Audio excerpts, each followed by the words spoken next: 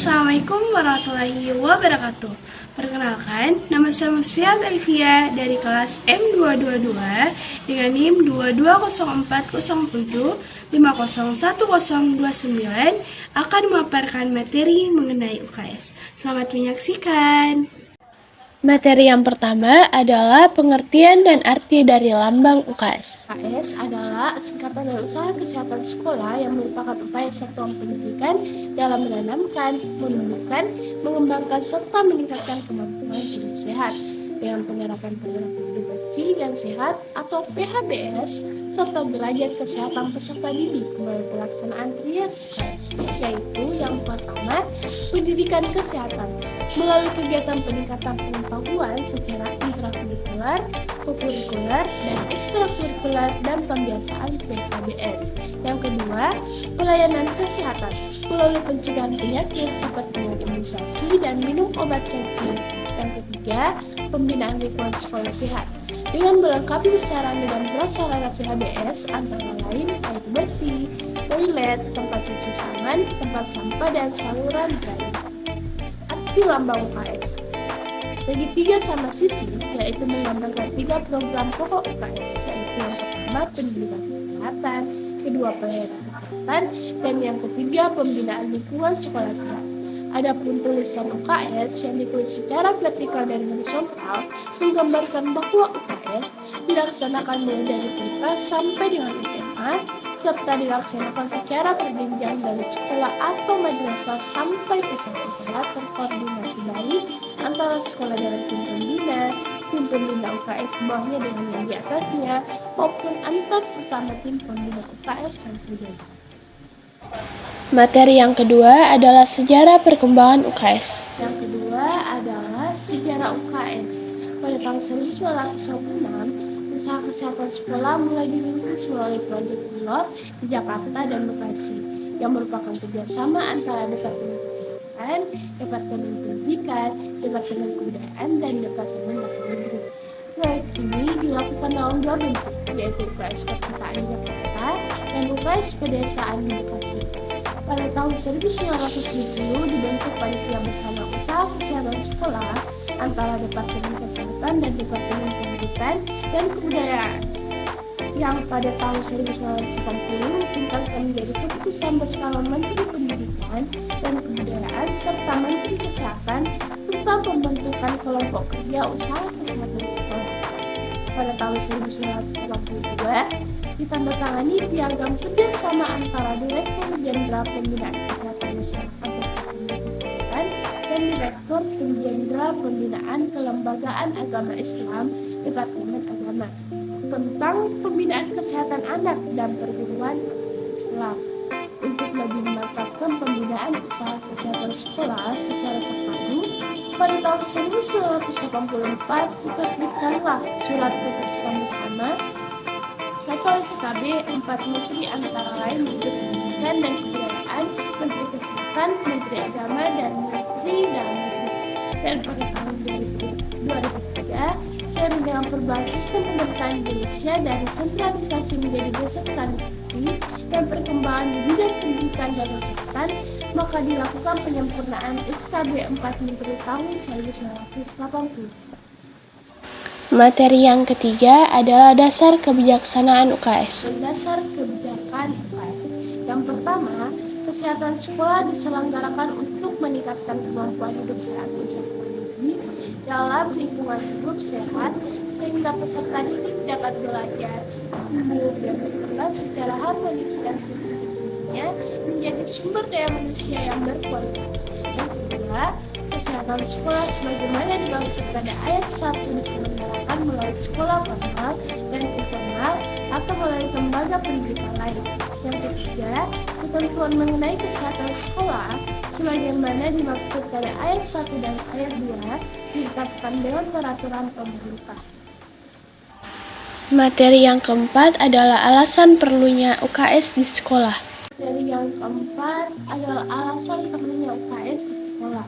Ada beberapa alasan mengapa UKS diperlukan di lingkungan sekolah antara lain. Yang pertama, meningkatkan kesadaran dan pemahaman siswa tentang kesehatan.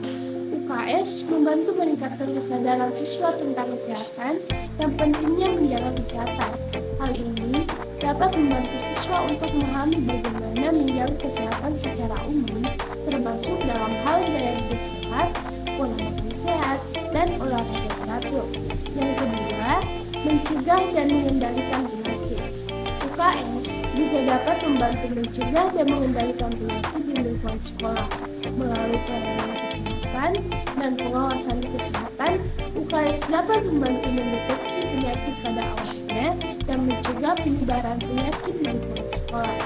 Yang ketiga, mendukung proses pembelajaran. Siswa yang sehat memiliki kemampuan untuk belajar dengan lebih baik dan fokus dalam proses pembelajaran. UKS dapat membantu memastikan bahwa siswa tetap sehat dan bebas dari gangguan kesehatan yang dapat mempengaruhi kemampuan belajar mereka. Yang keempat, membangun lingkungan yang sehat. UKS dapat membantu membangun lingkungan sekolah yang sehat dan aman. Ini mencakup memastikan kebersihan lingkungan sekolah, mempromosikan praktik sanitasi yang baik, dan memastikan bahwa siswa memiliki akses ke air bersih dan sanitasi yang baik. Yang kelima, membantu memenuhi tuntutan hukum. Ada beberapa peraturan dan undang-undang yang mengharuskan sekolah untuk memiliki UKS atau program kesehatan yang sejenis. Hal ini termasuk kebijakan kesehatan dan keselamatan di tempat kerja yang mengharuskan sekolah untuk memastikan bahwa siswa dan karyawan terlindungi dari bahaya kesehatan dan keselamatan. Materi yang kelima adalah tujuan dan sasaran UKS. Program UKS secara umum untuk meningkatkan kemampuan hidup sehat dan derajat kesehatan peserta didik, serta menciptakan lingkungan sehat sehingga memungkinkan pertumbuhan dan perkembangan anak yang harmonis dan optimal dalam rangka pembentukan manusia Indonesia seutuhnya. Sedangkan tujuan khusus untuk mengukur kebiasaan hidup sehat dan meningkatkan derajat kesehatan peserta didik yang mencakup yang pertama, penurunan angka kesakitan anak sekolah. Yang kedua, peningkatan kesehatan peserta didik, baik kesehatan fisik, mental, dan sosial. Yang ketiga, agar peserta didik memiliki pengetahuan, sikap, dan keterampilan untuk melaksanakan prinsip-prinsip hidup sehat, serta berpartisipasi aktif dalam usaha peningkatan kesehatan di sekolah. Yang keempat, meningkatkan cakupan pelayanan kesehatan terhadap anak sekolah. Yang kelima, meningkatkan daya tangkal dan daya hayat terhadap pengaruh buruk narkotika, rokok, alkohol, dan obat-obatan berbahaya lainnya. Sasaran UKS sendiri meliputi seluruh peserta baik pada tingkat sekolah taman kanak-kanak, pendidikan dasar, pendidikan menengah, pendidikan anak-anak, pendidikan kejuruan, maupun pendidikan khusus atau sekolah luar biasa. Sementara pada tingkat sekolah dasar program UKS lebih diprioritaskan pada kelas 1, 3, dan 6, dengan antara lain pertimbangan pada kelas 1 merupakan fase penyesuaian pada lingkungan sekolah baru, juga terkait imunisasi ulangan dan lepas dari pengawasan orang tua, kemudian kontak dengan berbagai penyebab lebih besar saat yang baik untuk imunisasi ulangan. Pada kelas 3, dengan tujuan evaluasi hasil pelaksanaan UKS pada kelas 3, sementara pada kelas 6 sebagai persiapan kesehatan pada peserta didik ke jenjang pendidikan selanjutnya. Materi yang terakhir ada ruang lingkup UKS. Nah, materi yang terakhir adalah ruang lingkup UKS, di mana terbagi menjadi dua bagian, yaitu ruang lingkup program UKS dan ruang lingkup pembinaan dan pengembangan UKS. Pada poin pertama, yaitu ruang lingkup UKS, di mana sebagai cermin dalam 3 program pokok UKS, yaitu yang pertama, penyelenggaraan pendidikan kesehatan, misalnya meningkatkan pengetahuan, sikap, dan keterampilan untuk senantiasa berperilaku hidup sehat.